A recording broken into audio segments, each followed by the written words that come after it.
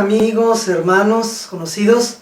Bueno, pues yo soy Luis y este es el estreno de su programa Teologando, que como ya les habíamos prometido antes, íbamos a traer este programa a ustedes sobre debates, íbamos a debatir sobre temas teológicos cristianos, sobre doctrinas bíblicas.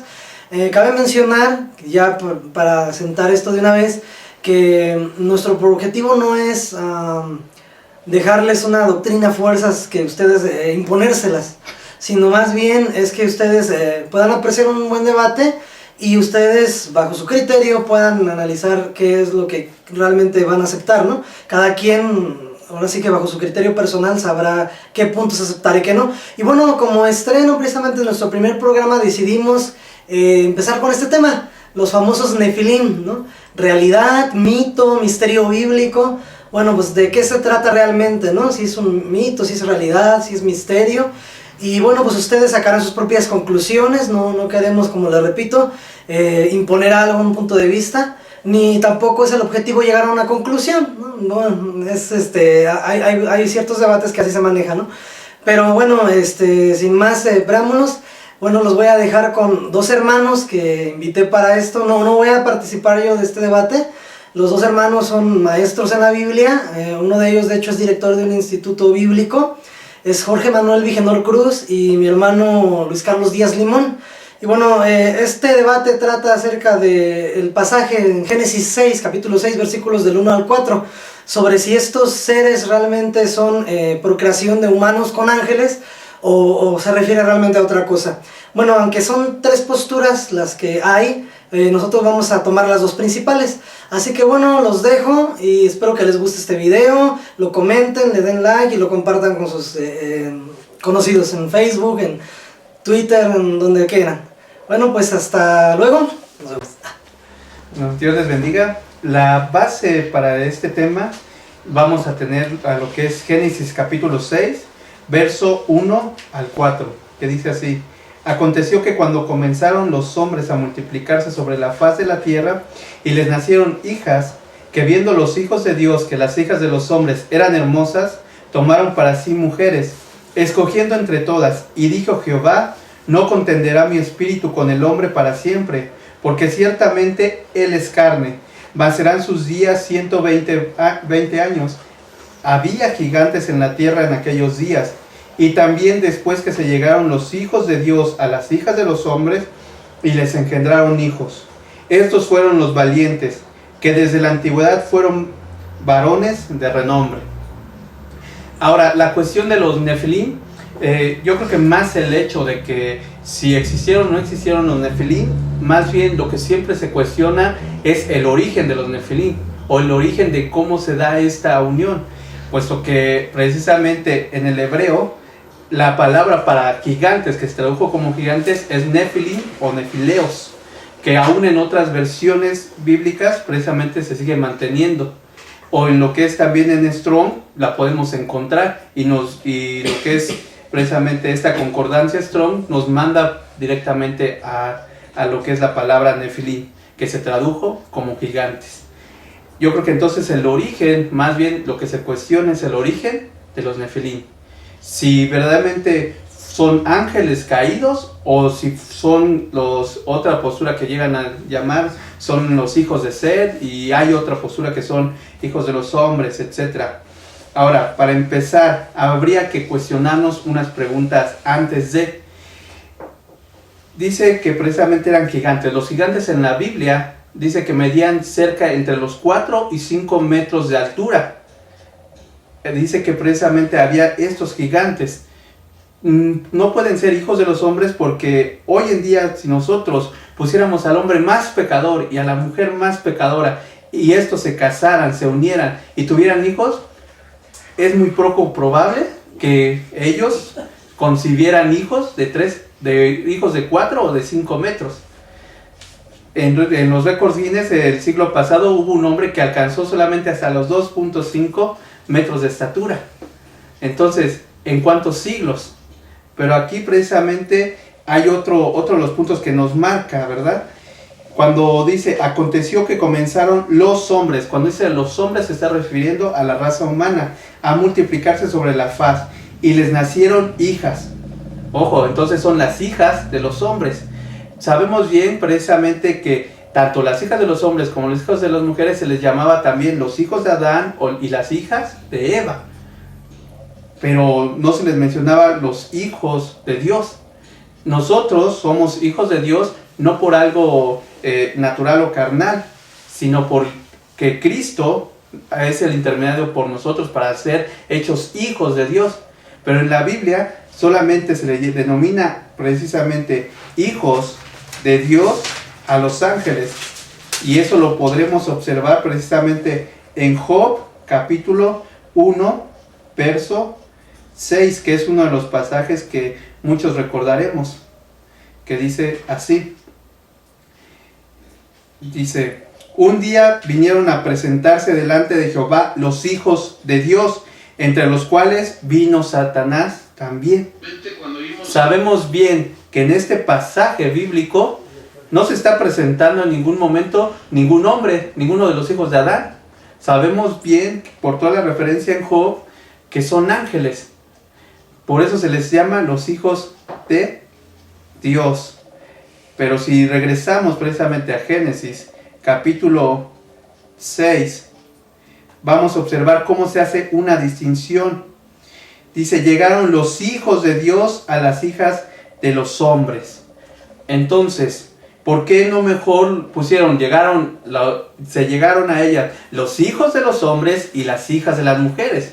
Si precisamente la postura que contradice esta posición de los Nefilim está diciendo que esos hijos de Dios eran hombres. ¿Por qué no se puso precisamente hombres? Otro de los argumentos que podemos manejar es que la palabra Nefilim también en la raíz etimológica significa los caídos. Significa precisamente los caídos. Sabemos que ¿quién cayó? Cayeron todos los hombres, sí, pero solamente cayó un hombre y de ahí fue que vino toda la ruptura de la raza humana. Pero en cuestión a los ángeles sabemos que ellos cayeron, la tercera parte de los ángeles cayó en su rebelión en contra de Dios. Esos son algunos de los puntos que podemos pasar. Otra de las cosas que dicen algunos es que los ángeles no tienen sexo, son asexuales. Pero hay una pregunta, ¿y por qué entonces en la Biblia, tanto del Antiguo Testamento como en el Nuevo Testamento, a los ángeles siempre se les pone como varones? Cuando ellos llegaron a Sodoma, precisamente, ahí se les dice unos varones. Fueron a tocar y dijeron, entréganos a los varones. En el día en que Jesús asciende a los cielos, dice que precisamente estaban varones, hombres. Cuando fueron a la tumba, dice que había un joven. No dice que había una joven. No dice que habían unas mujeres. Siempre se les simboliza con el aspecto humano. Ahora, muchos dicen, es que son asexuales, ellos no pueden participar de lo terrenal. Pero sin en cambio, cuando descienden los ángeles, vemos que hasta se sientan a la mesa a comer. Entonces, ¿por qué se pueden sentar a la mesa a comer si son seres espirituales y ellos no necesitan de eso? La respuesta sería muy sencilla. Es que cuando los ángeles dejan el lugar celestial y bajan a nuestro plano de existencia en esta tierra, ellos tienen que tomar una forma física, y esa forma física también está vulnerable precisamente a esta dimensión. Por eso es que los vemos también a ellos comiendo en una mesa. Y obviamente cuando Jesús dice, precisamente en Mateo 22:30, que en el cielo los ángeles no se casan, que así nosotros también en los cielos no nos casaremos, pues es obvio que no se van a casar, puesto que allá no estamos sujetos a las mismas leyes que estamos aquí. En el cielo no vamos a estar sujetos a las mismas leyes a las cuales en carne estamos sujetos. Esos son algunos de los puntos que podríamos preguntar. En aquel tiempo los hijos de Sed o los hijos de los hombres no pudieron ya llegarse a las mujeres y de ahí nacer los Nefilim, por la razón precisamente de que un hombre por muy pecador que sea y una mujer por muy pecadora que sea, no pueden concebir gigantes. Amén. ¿Qué tal, hermanos? Buen día. Hoy les voy a compartir los argumentos que se tienen bíblicamente para demostrar que la teoría o la doctrina de los Nefilim es una doctrina que, a mi parecer, a mi muy particular punto de vista, ha sido mal interpretada. El primer argumento que les voy a presentar es precisamente un principio que Dios estableció desde Génesis, que fue el principio de la simiente. Entonces, Dios estableció que todo se tenía que reproducir según su género y según su especie.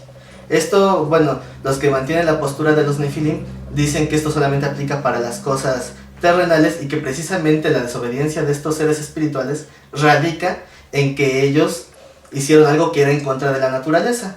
Pero entonces, ¿por qué sería que Dios haría a seres espirituales que nunca van a formar un núcleo familiar, que no tienen por propósito el reproducirse? ¿Por qué les daría una capacidad reproductiva? Empezando desde ese punto ya vemos un argumento que está basado primeramente en la lógica para creer o considerar que los ángeles no tienen sexo. El argumento que nos citaba el hermano hace un momento sobre cuando se confronta a Jesús acerca de que quién sería la mujer que tuvo varios maridos, y Jesús responde que en aquel tiempo ni se casarán ni se darán en casamiento. Este argumento, ciertamente el contexto no nos está hablando de una capacidad reproductiva, sino de cómo va a ser el esquema en el contexto de la sociedad en aquel tiempo. Sin embargo, también establece que los mismos ángeles no tienen en su propósito de ser creados, no estaba la capacidad reproductiva. ¿Por qué? Porque nosotros, siendo imagen y semejanza de Dios, nos ha dado una capacidad como seres humanos de procrear. No podemos crear nada. Sin embargo, a través de una relación sexual se puede ser un conducto para que Dios haga la creación a través de la pareja en el matrimonio. Ese propósito no estaba en el diseño de los ángeles, por lo tanto, ese es el primer argumento. La palabra Nefilim, que es la que se ha estado tratando, que significa caídos realmente, pero su raíz etimológica es del hebreo nafal, que significa caer.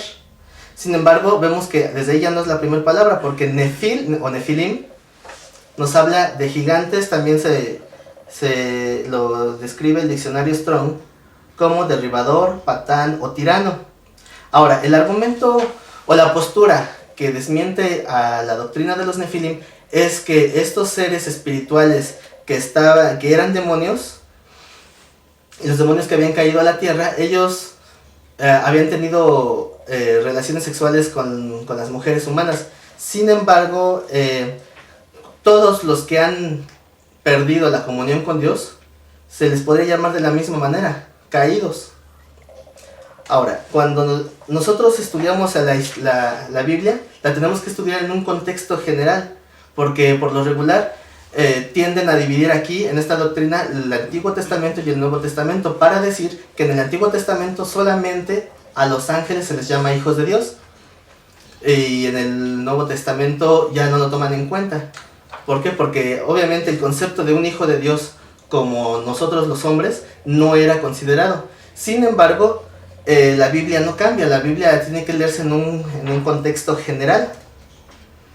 Y les voy a leer lo que dice Primera de Juan 3:8, que dice: el que practica el pecado es del diablo, porque el diablo peca desde el principio. Para esto apareció el Hijo de Dios, para deshacer las obras del diablo.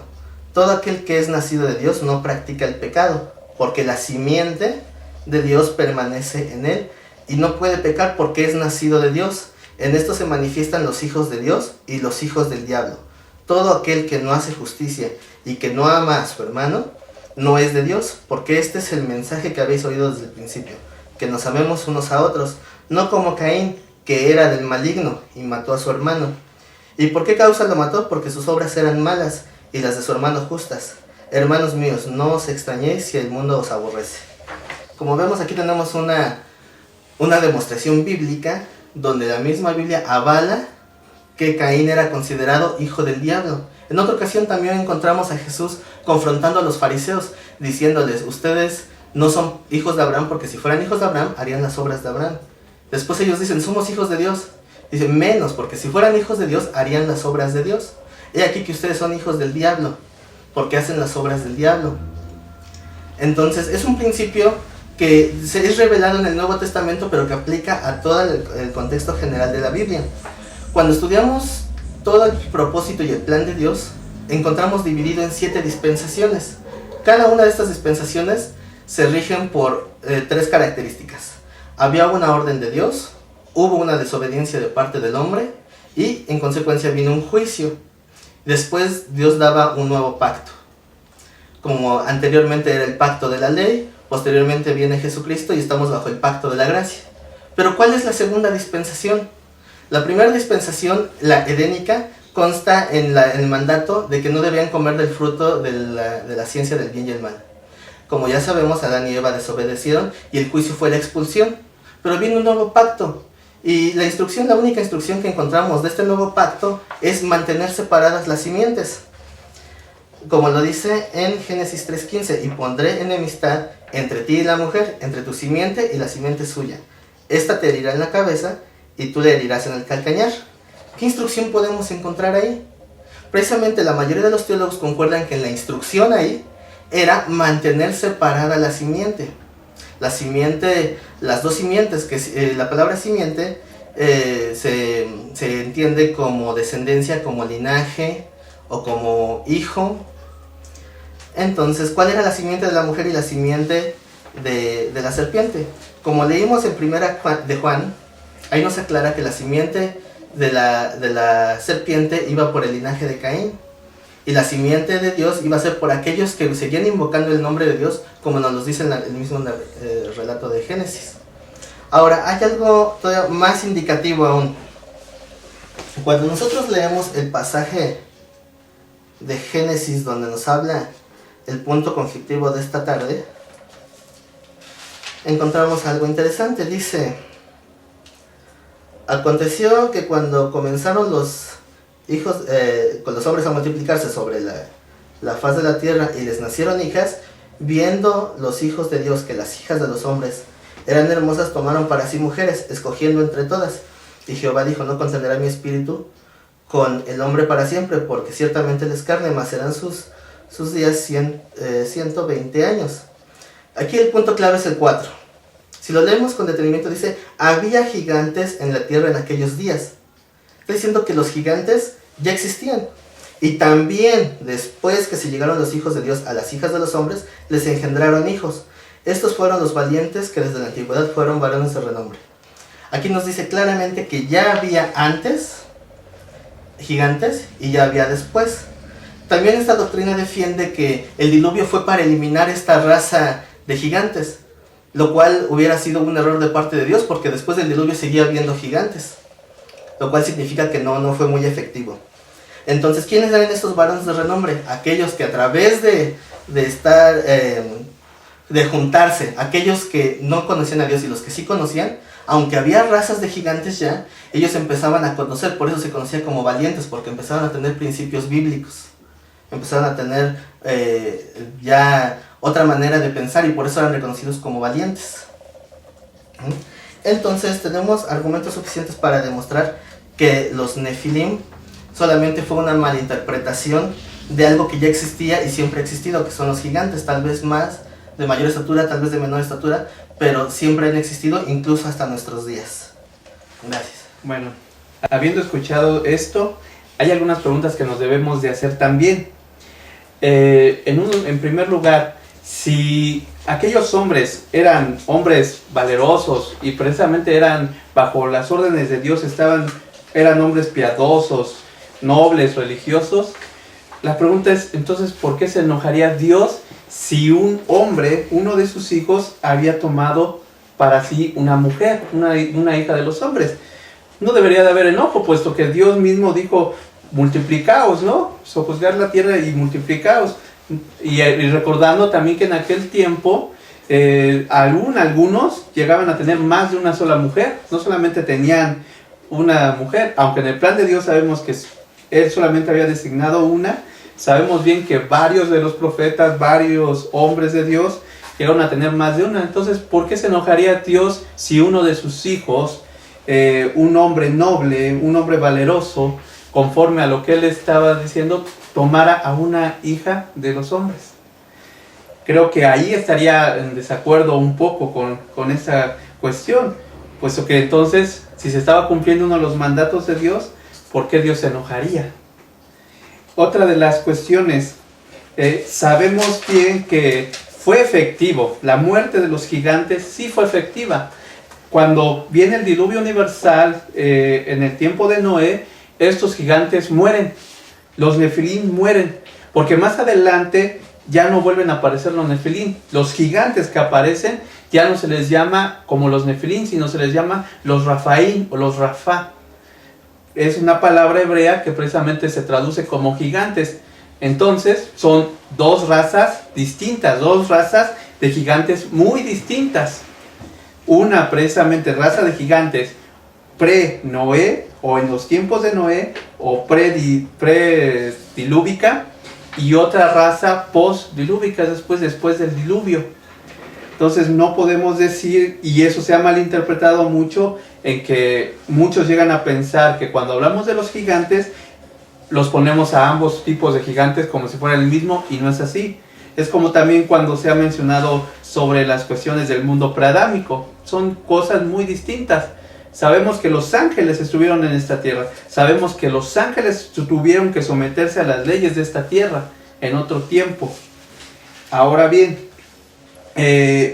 precisamente estos ángeles hemos demostrado también que son siempre presentados como el género masculino. Nunca omitimos el Nuevo Testamento, puesto que aún puedo citar dos pasajes, que es Marcos 16, versos 5 y verso 6, que dice así.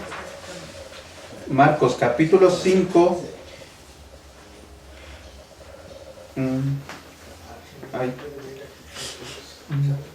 Y Hechos capítulo 1, verso 10. Permítanme porque esta cosa es un poquito lenta. Entonces podemos ver que con estos dos pasajes en ningún momento estamos omitiendo al Nuevo Testamento, sino que aún estamos hablando de él y lo que nos marca el mismo libro. Libro de los Hechos, capítulo 1, verso 10, que dice así: y estando ellos con los ojos puestos en el cielo, entre tanto que él se iba, he aquí se pusieron a ellos dos varones con vestiduras blancas. Dos varones. ¿Eran los hijos de Dios o eran hombres que habían sido ya transformados y dados unos cuerpos, o verdaderamente estos hombres, estos varones, eran ángeles? Todos sabemos bien que estos eran ángeles. Entonces, ¿por qué no se les puso la palabra ángeles sino se pone la palabra varones? Si verdaderamente ellos no tienen un género específico, ¿por qué no simplemente llamarles ángeles en vez de varones? Nos hubiera aclarado muchas cosas si hubieran puesto esas palabras. Y para ir concluyendo un poquito con esta réplica, en Marcos, precisamente 16, versos 5 y verso 6. Y cuando entraron en el sepulcro, vieron a un joven. ¿Dice a una joven? ¿O dice a un ángel? ¿O dice a un hijo de los hombres? No, dice simplemente a un joven sentado al lado derecho, cubierto de una larga ropa blanca, y se espantaron. Entonces, ¿eran hombres? Porque sabemos que nosotros vamos a obtener tales ropas hasta que haya sido la resurrección. Y bueno, así dejo concluida esta. Bueno, vamos a continuar con los argumentos. Nos comentaba el hermano que entonces ¿por qué Dios se enojó al juntar estas dos simientes?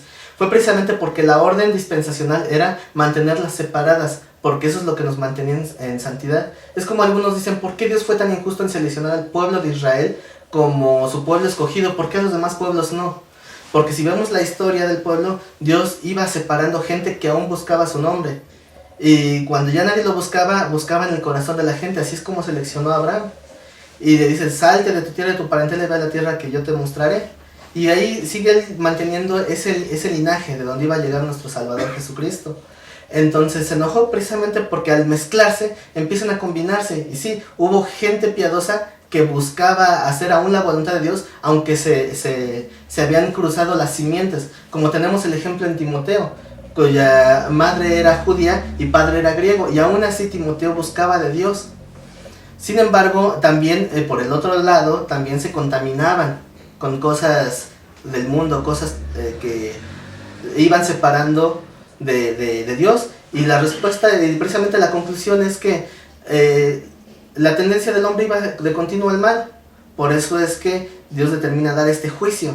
Sin embargo, la instrucción era mantener las dos simientes humanas, pero el que hacía las obras de Dios es hijo de Dios, como lo dice en el linaje de Seth.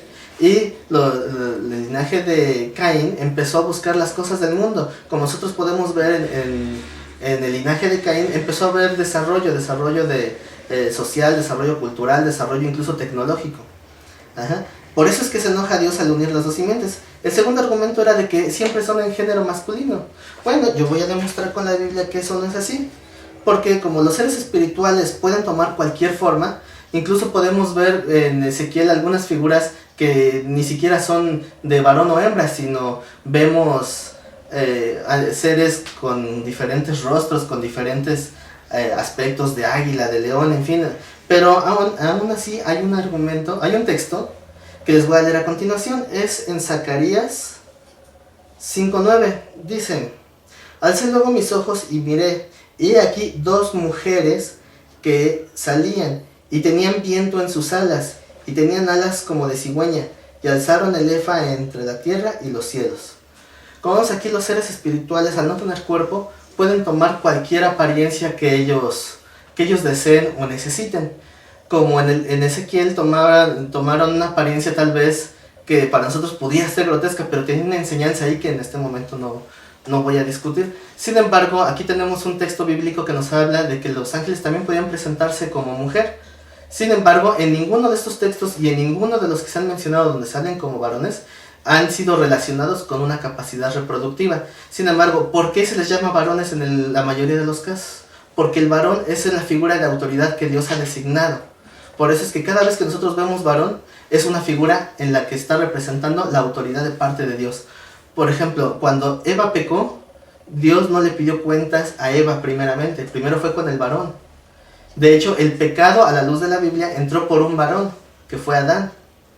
Entonces, el varón se menciona no como un género sexual, porque la relación varón, a pesar de que la raíz etimológica nos muestra un sexo masculino, sabemos que Dios lo utiliza también como una figura de autoridad, no solamente de sexo, puesto que ninguno de los textos nos habla de eso.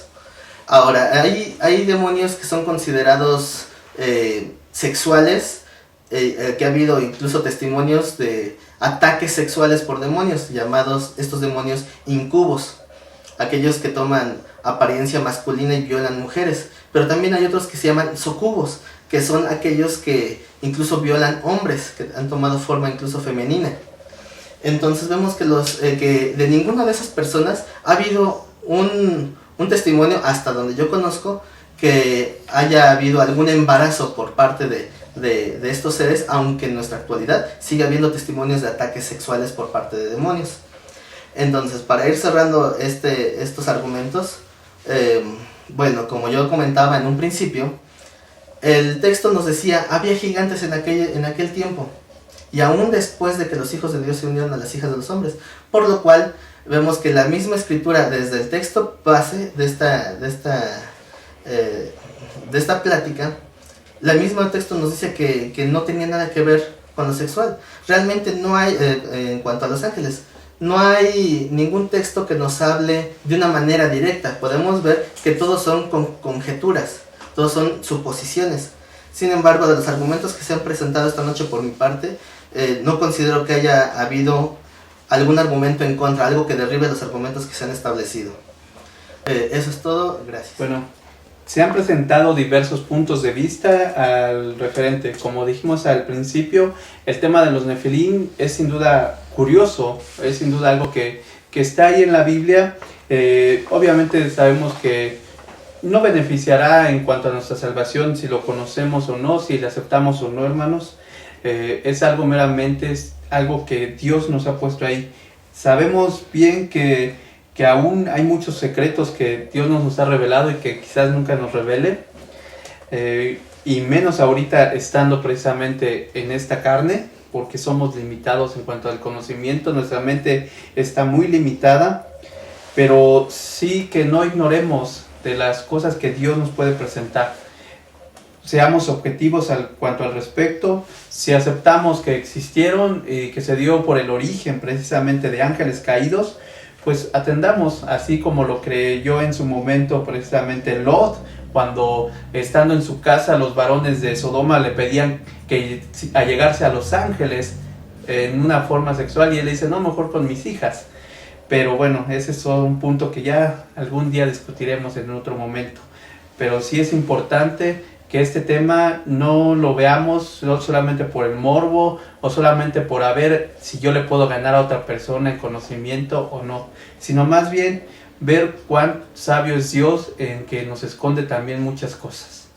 Bueno, como conclusión de este tema, solo podría reiterar lo que nuestro hermano nos acaba de comentar. No se trata de demostrar quién tiene la razón o quién no, sino más bien crear un hambre por buscar más de Dios, por buscar cuál es su voluntad. Igual, sea cual sea la postura que tú adoptes en este video, lo importante es que busques de Dios, porque el que tú creas o no creas no te va a hacer perder tu salvación y te va a hacer más o menos santo. Sin embargo, como argumento final a la apología que estoy presentando, solo podría concluir que asumir que la doctrina de los Nefilim fuera cierta sería tanto como admitir que Dios se equivocó al darle una capacidad a seres espirituales que jamás necesitarían, como argumentos de lógica, igual que el argumento de la simiente. Como argumentos bíblicos vemos que no hay nada que nos diga directamente, que no sean conjeturas, que esto pudiera ser posible. Bueno, esta doctrina no tiene una trascendencia espiritual en cuanto a que te afecte cómo debes tú de actuar referente a Dios, sino que te invito a que este tema solamente sea que te busque o que te dé curiosidad, que te dé interés por conocer más de quién es Dios y de cómo actúa Él y cuál es el propósito para todo lo que ha dejado escrito en la Biblia. Ahora, cómo debe de afectarte estas enseñanzas en tu propia vida es algo que tú tienes que estar pidiendo en oración. ¿Qué debes de hacer para acercarte más a Dios o cómo crecer espiritualmente? Y con esta exhortación me despido y les agradezco por su atención en este video. Gracias. Bueno, pues ya acabó el debate. Bueno, obviamente fue un micro debate, porque bueno, realmente estamos conscientes de que el tema es muy extenso, entonces no nos abarca el tiempo en el video para subir un debate así tal cual hubiésemos querido. Pero bueno, por falta de tiempo y demás, pues no se puede hacer así. Simplemente lo que hicimos fue exponerle los principales argumentos para que pues ustedes tomaran una decisión y tuvieran esa inquietud, ¿verdad?, de buscar más, de que ustedes estudien más el tema.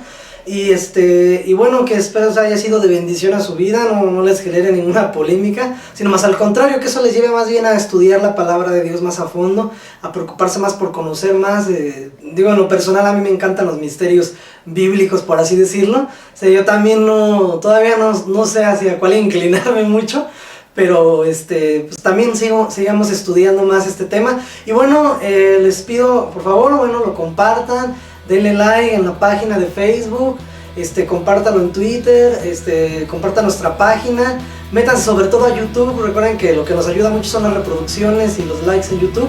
Y bueno, pues nos vemos hasta la próxima, que Dios les bendiga mucho.